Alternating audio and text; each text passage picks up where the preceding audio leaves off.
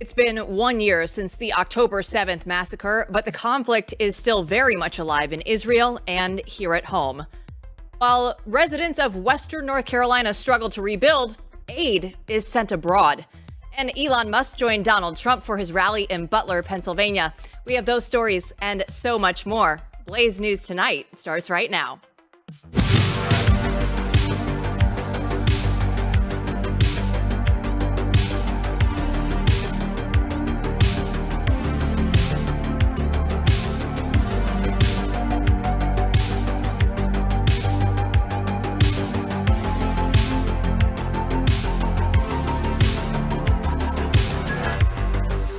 Welcome to the Chaos. I'm Jill Savage. Today is Monday, October 7th. We all remember this date last year. Hamas killed over 1,400 Israeli citizens and kidnapped hundreds more for the hostage situation during its terrorist attack on the Jewish state. Now, 1 year later, 97 people are still being held captive, including 4 Americans.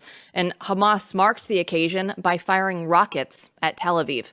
So here to discuss is Matthew Peterson, editor-in-chief of Blaze News, and Daniel Horowitz. He's the BlazeTV host of Conservative Review. And Daniel, it's 1 year later. So tell us what this has to do with the Americans and why they should still care about this story. Sure. So, there's really 2 lessons here for Americans politically. Obviously, number 1 is the secondary civilization jihad that we saw immediately after the attacks. So the reason why this spilled over outside of Israel is because nearly every Western country, ours included, has let in really millions of Islamists from the Middle East through imprudent immigration policies over the past generation. And if you remember, to me, what was cathartic was watching how within hours of the attack, it took place on a Saturday. So it was Saturday, Sunday, it was a weekend. They were out in droves in the streets across our major cities, across Europe.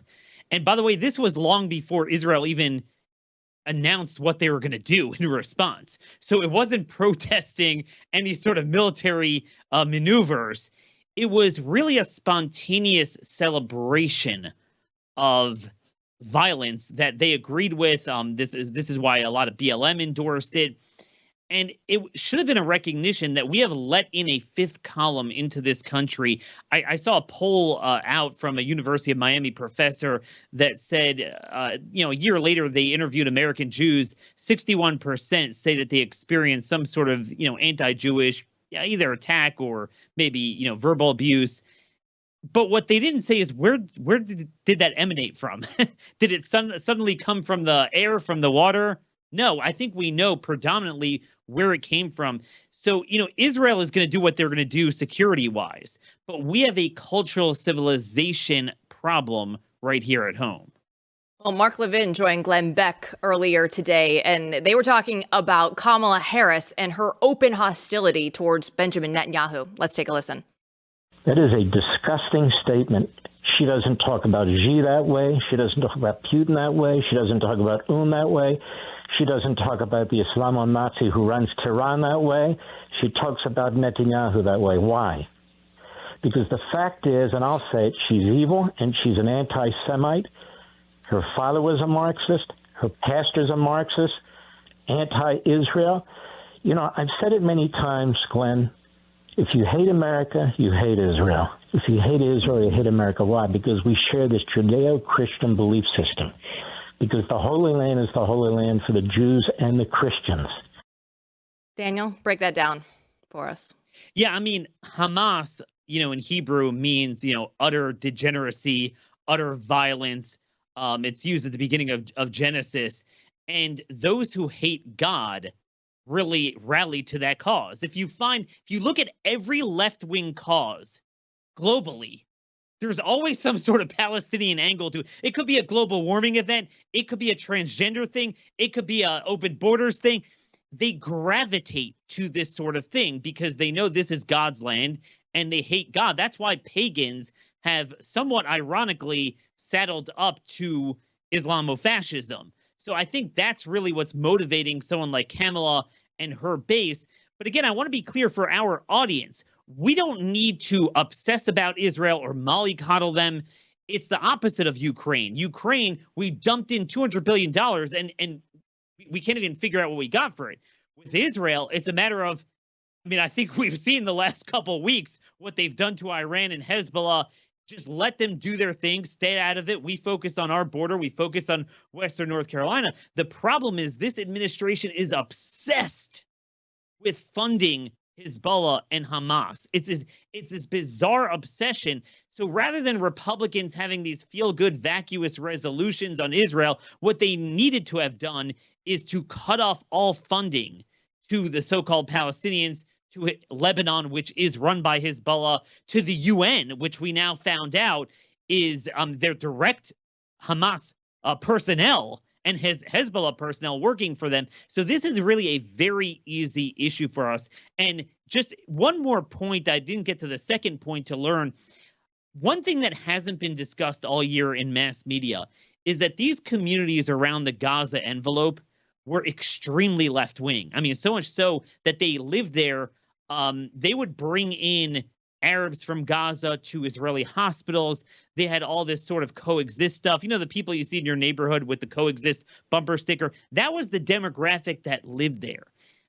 They even hired workers. Think about foreign workers from a culture that is hostile to your own. They brought them in. They were able to bring back to Hamas the locations of the safe homes, the safe rooms, exactly the layout of each town and community so they could come in and attack.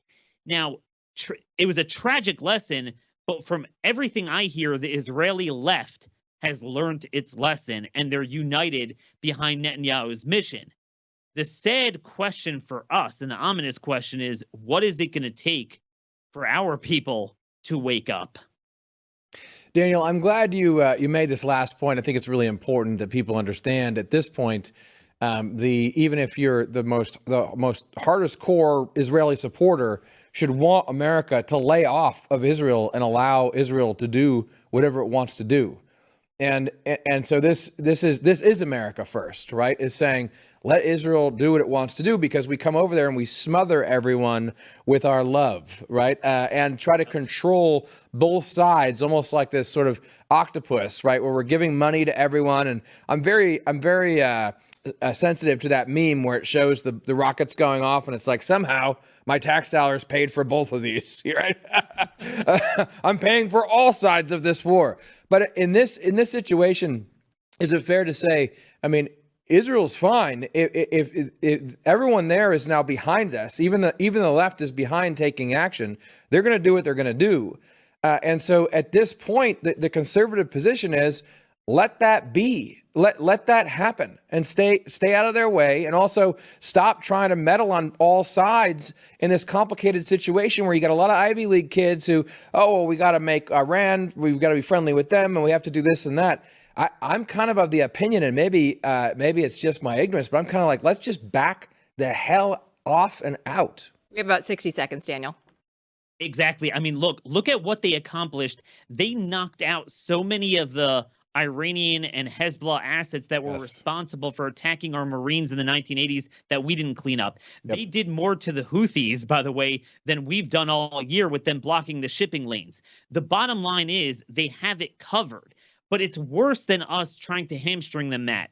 What we're doing is we leave our troops precariously flung out in Syria and Iraq for reasons only Allah knows, protecting the Iranians from the Sunni insurgency. That would be their problem. We just, we just bombed the Sunnis in Syria for them again. And then the Israelis are hamstrung because you're harming our assets. You're inflaming tensions around our embassy. Well, get the hell out of there. Focus on our border. Let them do theirs and we'll both be happy. Well, Daniel, don't go anywhere, because when we come back, we're going to talk about our favorite topic, the federal government. And you know what? They haven't been giving North Carolina the aid that it needs. We'll tell you why coming up.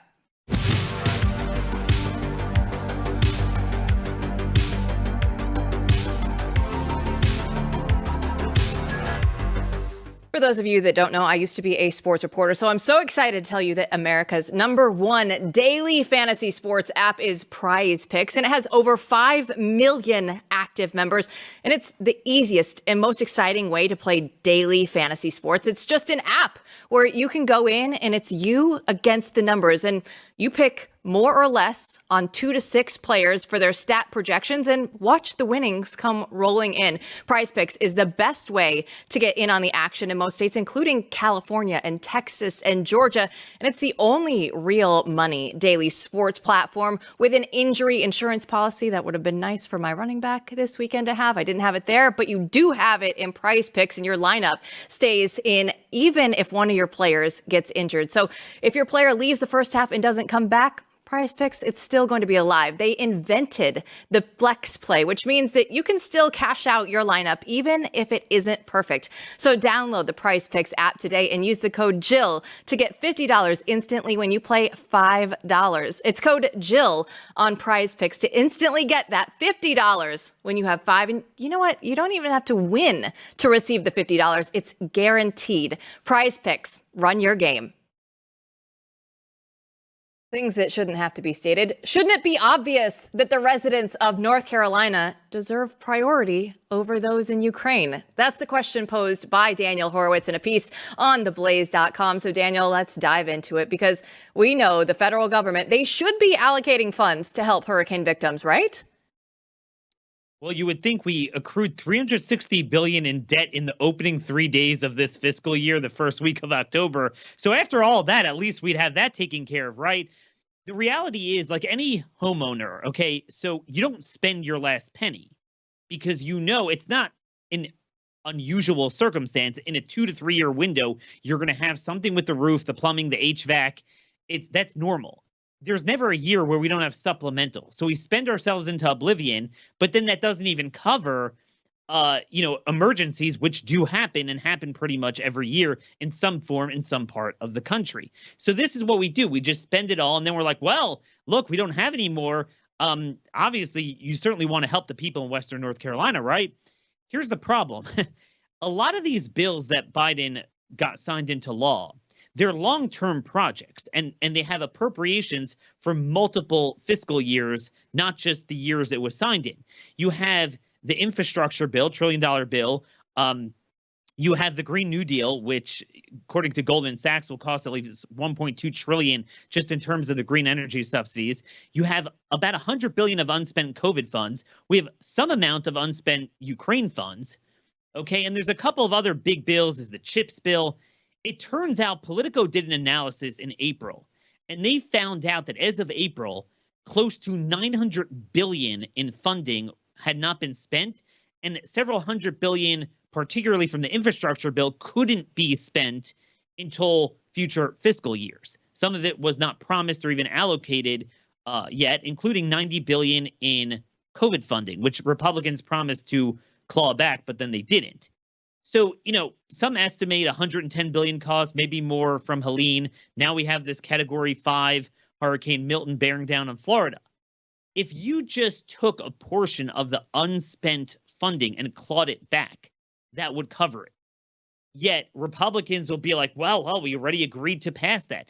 But you might agree to do something, but then when you have an emergency, that's part of budgeting. You just don't do it.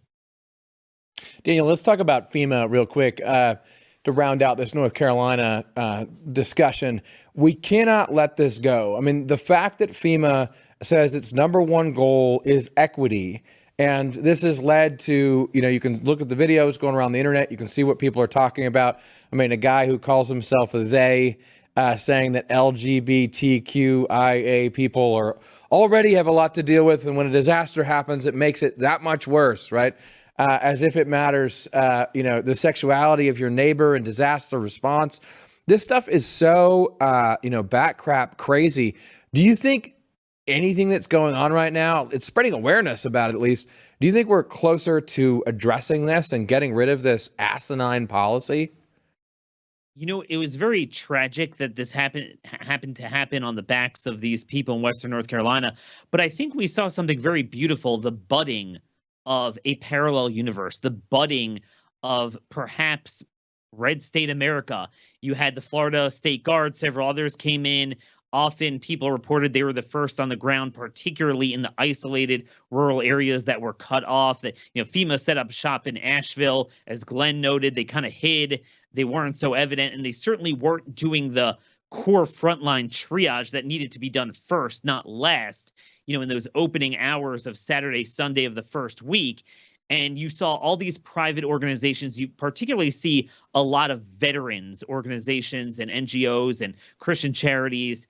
And you can imagine how much more wealth we would have to do this if we wouldn't have the federal government printing money and raising the cost of living so they could create organizations like this that don't do anything. So what you find is the broken social compact on display. But at the same time, I think the buddings of this notion that the federal government is not going to help you, and we need to create a parallel economy, parallel governance, parallel even disaster relief. And I think in the long run, that'll be a good thing. Daniel, thanks so much for joining us. We really appreciate you coming on today. Looking forward to coming back. And don't be fooled. The video that you just saw there on screen, if you are watching, that wasn't from FEMA. That was Mercury One. That's right across the street right here at Blaze Media. They are doing so much more than FEMA ever could. So, well, I was getting sunburned at my boys' football game this weekend.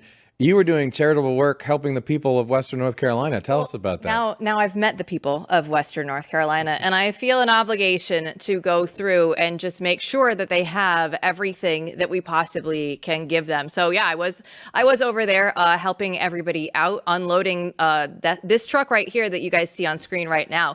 There was a guy named Monty. He isn't even from the Dallas-Fort Worth area. He came from just outside Austin, Texas.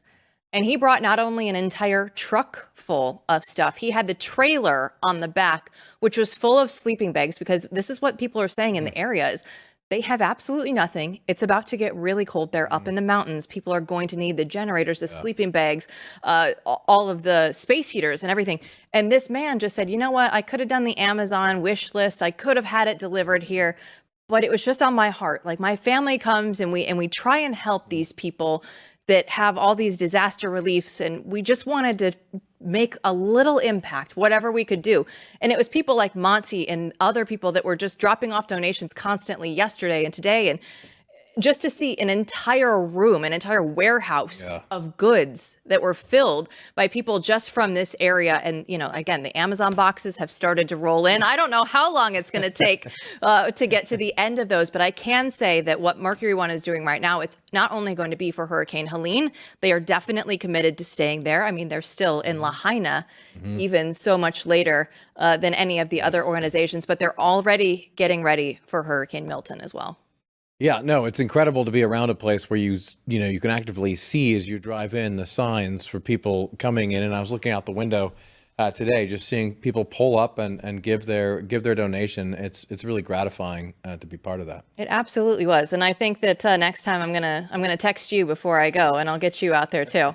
Yeah. I will do it as long as I can get out of football. I'll do it. Well, listen, football's great. We love football, but sometimes a giving spirit is also going to be super helpful. When we come back, Jason Whitlock is going to join us because he says that Riley Gaines is the Rosa Parks of the cis rights movement, and we're not making that up.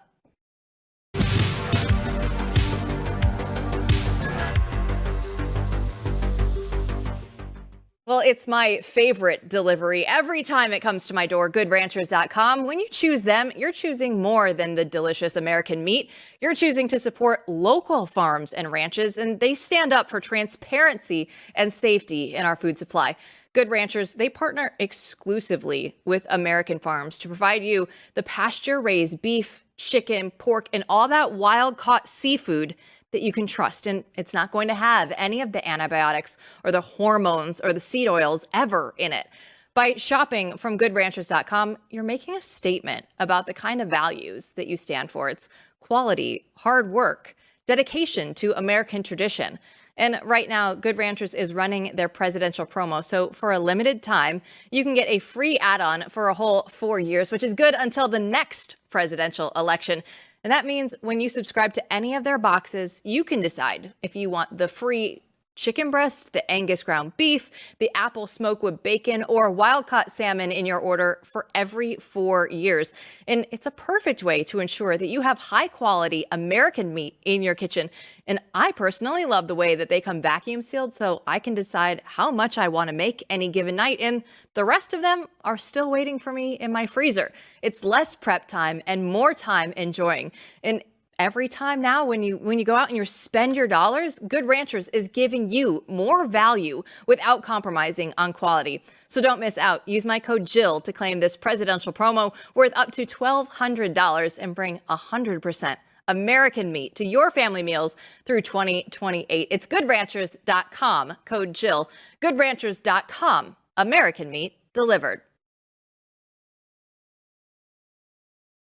Four of the biggest names in the sports industry are spearheading a campaign to protect female athletes from men competing in their sports. It's crazy that we still have to talk about this, but we do. And it's not surprising that this story is getting zero media attention. Here to discuss is BlazeTV host Jason Whitlock. And Jason, you've compared four of these women to civil rights icons. So we're going to talk cis rights because somebody has to, Jason. So who made the list of your cis rights heroes? Well, I think Riley Gaines, the former University of Kentucky swimmer, the superstar, conservative, outspoken Christian woman, she's got to be the Rosa Parks of this. And I think, what I'm connecting it to is the boycott that's going on with the San Jose State women's volleyball team, which has a man as its best player. And so there's been a series of 4 universities that have refused to play against this San Jose State team. And I believe Riley Gaines, being the outspoken leader, has kind of sparked this boycott. I think the advent and the popularity of Caitlin Clark, she hasn't taken a strong position, but to see a woman this dominant in the sports arena and become the biggest star in American sports, I think has inspired women and maybe helped young women realize the importance of protecting their own space, because you don't need men invading that space when you can create giants like a Caitlin Clark. And then I credit Sage Steele and Samantha Ponder, 2 women that had big careers at ESPN, stood out there and basically said, hey, I think it's important to protect women in these sports deals, ended up losing their jobs at ESPN. So I compare Riley Gaines to Rosa Parks. I compare Sage Steele and Samantha Ponder to John Carlos and Tommy Smith, the guys that raised their fists in the Olympics. And I compare Caitlin Clark to Jackie Robinson. She's breaking a gender barrier, because I don't think we've ever seen, I think it's the first time in American history where a woman has been the biggest star in sports. And so I compare her to Jackie Robinson, the abuse she's taken, the hostility she's taken, not death threats like what Jackie Robinson went through, but she's faced a lot of resistance and performed at a super high level and has brought an energy to women's basketball like we've never seen before. So, Jason, this has been going on for a while, right? I mean, it's not like it's new. It's new, but it's not really new. It's the last 5 years or so people have been paying attention to what's going on in sports. And every time I hear anyone bring it up, they say, you know what? That's crazy. That is so crazy. I can't believe this is happening. But it keeps on happening. So do you think, is there a reason why you chose now to sort of coin this term and say, look, this is the cis rights movement, and there are heroes in this movement? Is there something changing now? Is something galvanizing? Help me out. Yeah, I think that these mature women have sparked younger women to take matters into their own hands. And again, this boycott that's going on with the San Jose volleyball team, I think it's a critical moment. This is 18, 19, 20-year-old women saying, enough is enough. We're not going to do this anymore. We're not going to sit in the back of the lunch counter. We're not going to sit in the back of the bus. We want to protect our spaces so that we can create more giants like Caitlin Clark and not be invaded by a bunch of female imposters. And so I just think it takes, things don't happen overnight. And so Riley Gaines and other people have been beating this drum ever since the William Thomas tried to, or did invade collegiate swimming, ended up getting an NCAA medal, was a dominant swimmer in the Ivy League, and Riley Gaines started speaking out. And it just takes time to keep beating that drum and get people to understand, like, hey, this is crazy. And if I don't stand up here, if I don't draw a line in the sand, no one else is. And so I just think we're with this thing, with this volleyball, it's such an obvious moment. And what's really frustrating to me is I've seen ESPN and Fox Sports and the major sports broadcasters cover a controversy in volleyball. There was a woman that played for Duke whose aunt said over Twitter, hey, my niece was called a racial slur at a BYU game. ESPN blew it up into this big thing. Next thing you know, Don Staley, a basketball coach in college basketball, is saying, I'm not going to let my team play at BYU. I don't understand how that can be major news that someone's aunt says on Twitter that, hey, my niece was called a name, and that's worthy of coverage. Now you have actual women refusing to compete, Division I volleyball, refusing to compete, school after school. It's been Utah State, it's been, I believe, Wyoming, it's been Southern Utah University, and Boise State have all, hey, we're not playing. That's a major story. But just like in the civil rights movement, people wanted to ignore the early momentum, and it's up to us, in those of us that believe in gender and gender roles and the Bible and what God has to say about gender. We have to fan the flames on this and let people know, like, hey, there's a movement here. And just like we had a civil rights movement, now we have a cis rights where women, XX chromosomes, are saying, hey, look, we want sports for XX chromosomes. This is important. We don't want men invading our spaces. I just think it's a critical moment, and I think it's intentional that the mainstream media won't cover this, because this issue, to me, crystallizes everything that this election cycle is about. Are we going to go further and further and further off into insanity, where men are women and women are men, and we have Supreme Court justices who can't define what a woman is? Or are we going to return to common sense? This is so simple, so easy for regular people to understand, like, are we really gonna get this crazy? And if we can define the other side as supporting this level of insanity, which they are, I think it's easier for people to make decisions about which direction they actually want to go. Yeah, you wrote in your column that you believe that this movement could save America. Is this what you mean by this, what you're hitting on right now? Absolutely. I think it's the issue that suburban women can understand, inner city women can understand, men can understand. This is crazy. Every girl at some point was a fifth grader that was playing dodgeball with the boys and figured out, like, oh boy, these boys throw the ball a lot harder than I do. Maybe they need their own thing and I need my own thing. It's very simple. Everybody's gone through this process where they figure out, like, yeah, maybe I did mature a little faster than guys in first and second grade. But man, by the time we got to sixth grade, there was a difference. And even little scrawny so-and-so can throw this dodgeball a lot harder than me. He's better than me at volleyball. It's just a common sense issue that I think takes the scales off people's eyes, and you can see what the other side represents. Total chaos and insanity, no defined roles, no rules about anything. Hey, it's just whatever you feel. And so if some San Jose State boy feels like, hey, I'm a girl today, I want to go play volleyball with the girls, he can do that, dominate, because he's their best player. And I want to support the women, Riley, Sage, Sam, Caitlin Clark, and just the girls on the volleyball teams that are boycotting, and say, hey, you're doing the right thing. We want to draw attention to it, and hopefully this will catch on. And, we got about 30 days left before the election. We'll see how many more of these volleyball matches get boycotted, that and scales just come off people's eyes to see like, hey, man, there's an insanity and a wickedness to this other side. This isn't just a difference in policies. This is a battle of good versus evil, chaos versus normalcy. Well, Whitlock, I don't know how long we've had Blaze News tonight on air, but it's about time that we spoke about Caitlin Clark. I would talk about her every single day. So thanks so much for bringing her up on the show today. I really appreciate it. Thank you, Jill. Thank you, Matt. When we come back, Donald Trump holds a rally with Elon Musk while Kamala Harris appears on the Call Her Daddy podcast. Chris Bedford will give us the tale of two campaigns next.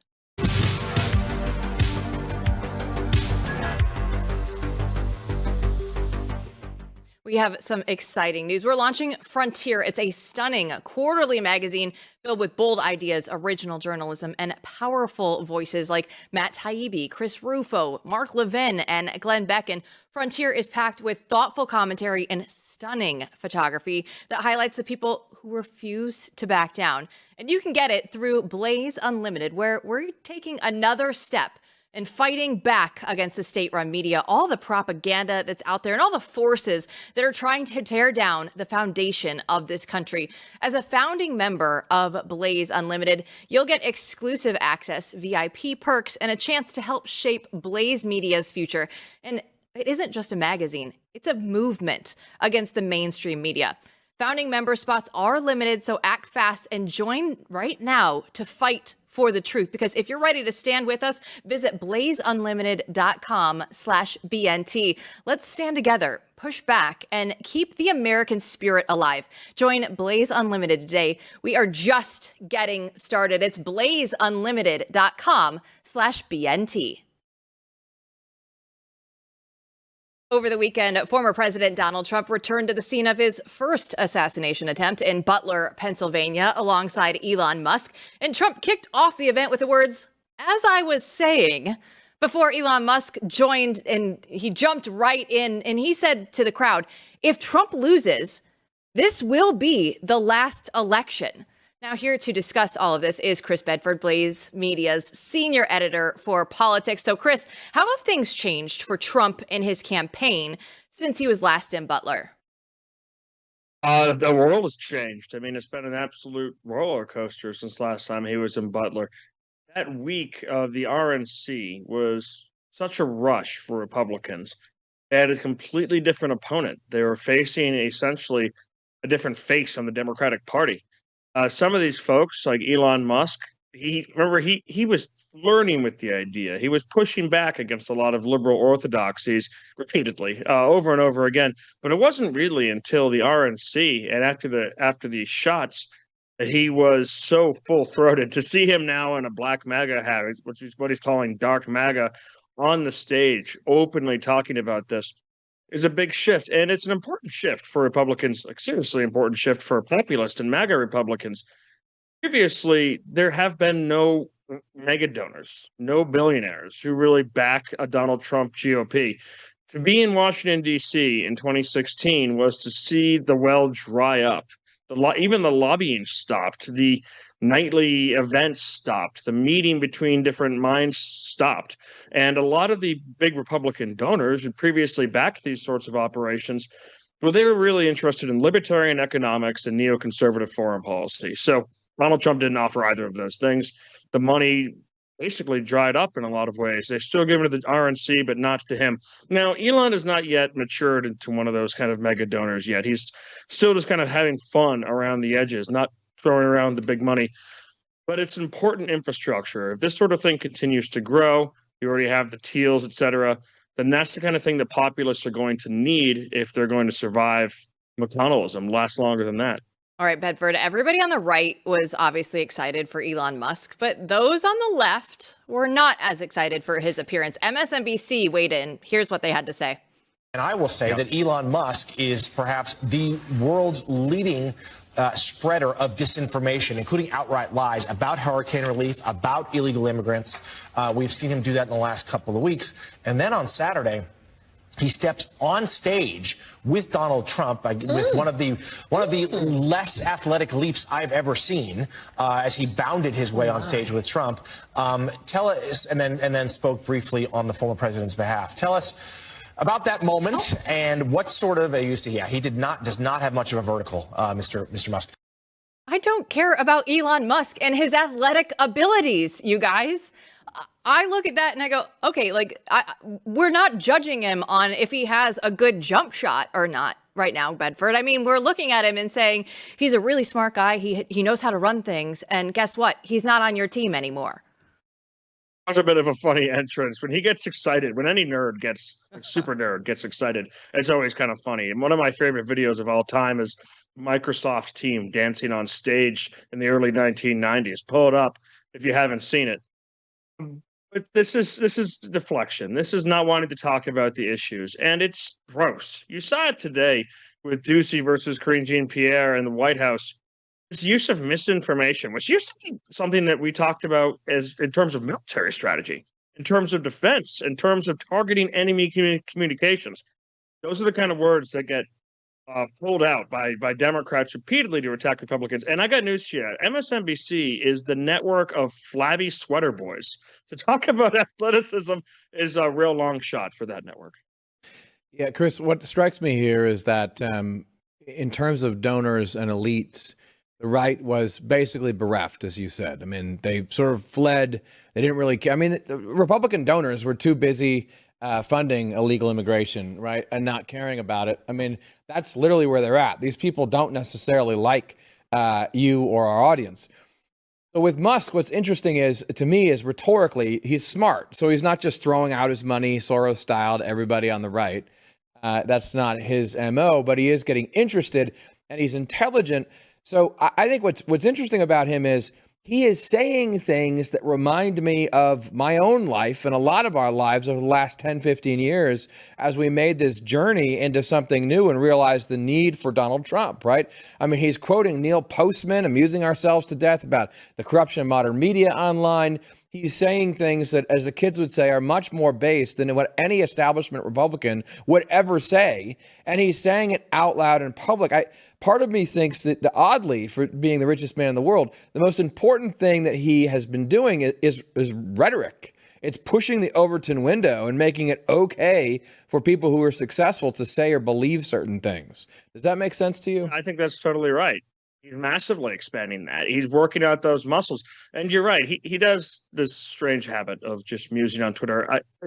Or X. I know it's not strange for people who are really into X, but I kind of gave up on that back in the day when I was still posting Facebook profile updates, status updates. It's not something you usually see from a grown man, especially one as intelligent as Elon Musk is. But it's been a wild and interesting journey because he's kind of discovered, like a lot of us discovered, that there are massive lies at the core of what we're being told about the American political system, the American economy, the Pentagon, our foreign policy. Everything is broken. And a lot of people are lying about it, and they're lying to your face. And once you realize that, and you start to peel back bit by bit, and you start to apply it to different aspects of the political scene, different aspects of the economic and our trade policy, and you start to realize, maybe there are certainly things that just happen because that's life. But a lot of the decline in this country is actually done by humans, people. It's decisions. It's actively being managed, and it can be stopped, but you have to call it out. And these are things that have been completely unallowable in polite conversation. And you're right. Elon Musk is starting to talk about it in public, and it makes it okay for the rest of us to talk about it in public, which is why people like MSNBC hate it so much. All right, Chris, in the last 60 seconds that we have with you, Alex Cooper is the host of the Call Her Daddy podcast. So we've been talking about Donald Trump this whole time. Now, Kamala Harris goes on this podcast and honestly, the reviews have been so terrible. Everybody's saying this felt like propaganda. So what is Kamala Harris doing with going on this podcast when we have the wake of North Carolina and Hurricane Helene that everybody else is dealing with right now? Honestly, it's stupidity mixed with malice.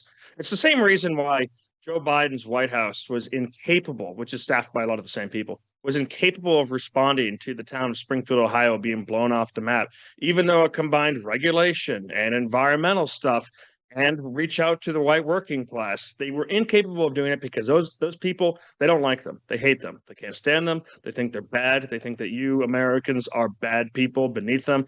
And it shines through on this. So what they're focused on is just so different from what the rest of the country is focused on. And also her poll numbers are terrible. They are panicking at the Democratic Party. So they want to put her now. We're going to do some more interviews. We're going to put her out in public. But the interviews, of course, they can't go against real journalists. They'll get eaten alive. So they go to All Her Daddy and other bad podcasts. This is the state of the presidential race right now, America. This is the discussion we have to have. But Bedford, I'm glad it's you that's doing it. Thanks so much. Glad to be here. A new documentary sheds light on the largest anti-Semitic riots in American history. We'll talk about it just ahead.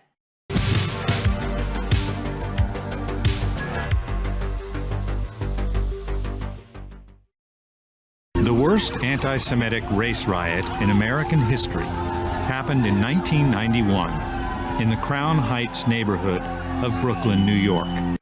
Veteran filmmaker Michael Pack has teamed up with the Wall Street Journal's opinion section to create docu-shorts on controversial topics. And the first one you just saw there, it's called Get the Jew, the Crown Heights riot revisited. And it details how Al Sharpton played a consequential role in the riots. So joining us now to discuss is Christian Toto. He's the founder of HollywoodInToto.com and the host of the Hollywood in Toto podcast. So Christian, what can you tell us about this docu-short? It's bracing. It's hard to take. You know, I grew up in New York and I lived through this, and it brought back some pretty ugly memories of this incident. But I think when you have a story like this, when you have a chapter in American history, it's always the most intriguing in that it echoes modern life. And sadly, this one does as well. You've got animosity between two different groups. You've got media bias. You've got a feckless leader in Mayor David Dinkins who did nothing for 3 days. So if any of that sounds familiar, I'm sure it's not accidental. And it's sadly worthwhile to revisit this chapter, just what's going on right now in the culture. Christian, we should mention Michael Pack is a friend of mine, friend of the show, great guy, as well as his son who made this. And he's made, at least a very interesting PBS documentary about Alexander Hamilton some time ago. He made the Clarence Thomas documentary, which people should watch. So is this going to be, this is a series, is the series about this incident, or is he going to be producing a lot of different documentaries with the Wall Street Journal? No, this will be on different topics moving forward. I think he said between 3 and 6 per year. That's the goal. These will be short films, 20 or so minutes each. And this one happens to be on these particular riots. So you'll see basically what they're looking at is the stories that aren't being told, the documentaries that are, flying over the head of Hollywood Inc. Hollywood wouldn't want to revisit this chapter in history because it doesn't reflect well on certain communities, doesn't reflect well on Reverend Al Sharpton for sure, even though he is included here. And, he's able to defend himself. And, that's one of the things that Pac told me. He says, this is not a hard right, biased, cartoonish presentation. This is a serious, sober documentary series where the people in question are allowed to speak their piece, to defend their positions. You're getting different sides of each story. But sometimes the story itself can be damning. So I think that was the case here. But it's fascinating to watch. Christian, hard for me to see how Reverend Al could acquit himself well, as the article says. But I am willing to watch and see what he has to explain himself with. I did want to ask before we go today about this movie Megalopolis, just because it is such an interesting turn, right? Where someone spent a Hollywood legend spent all this money on this movie. It is controversial. I see people talking about it online. Do you have any thoughts about where that's at? Yeah, listen, it's going to lose a ton of money. There's no doubt about it. Maybe over the years, it may slowly but surely get some of it back. I don't think Francis Ford Coppola, the directorial legend behind it, cares that much. He has a large wealth. Part of that is part of his wine business. And he wanted to make his movie his way on his terms with some of our best actors, including Jon Voight.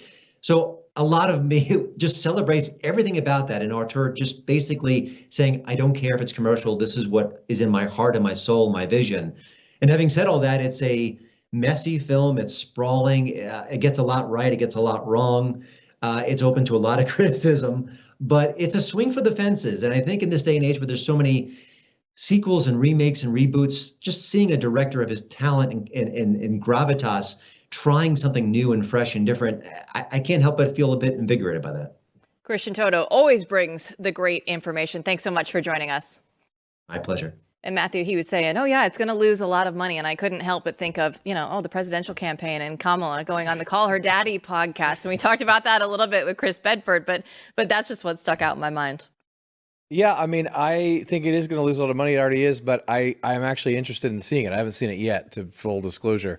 And I will go see it, regardless of whether it's a disaster or not, just because it is this weird swing for the fences thing. And maybe it's completely atrocious and some kind of, boomer con, whatever. But I'm going to go see it. People are debating it.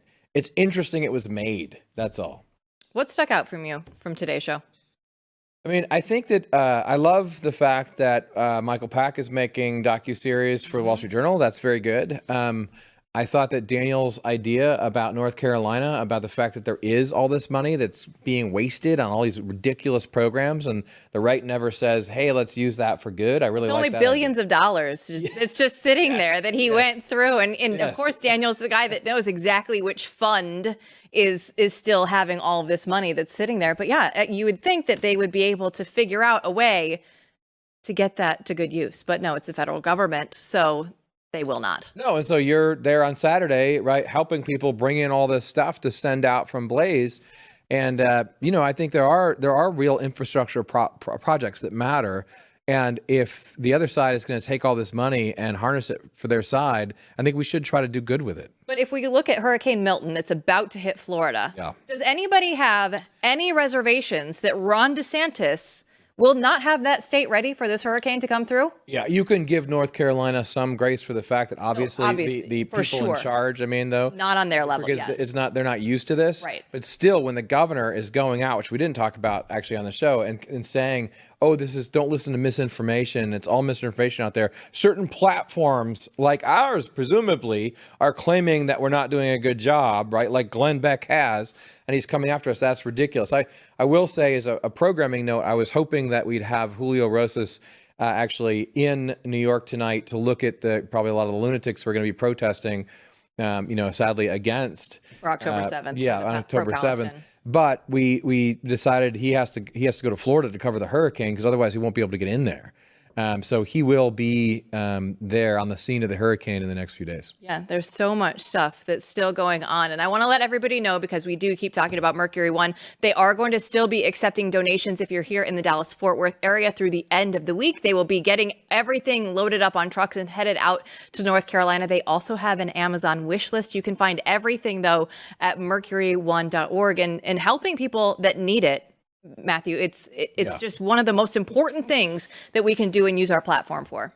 Yeah, and this is a great example. I mean, we go to Springfield, we go to North Carolina, we go to the scene when we can with the resources we have, and that's why Blaze News is different than the rest of the other stuff out there. It's so exciting to be here and to be here with you, and to everybody here at home that joins us and watches us and downloads our podcast every single day. We thank you. Be sure to go ahead and check it all out, and we'll be back with it more tomorrow night.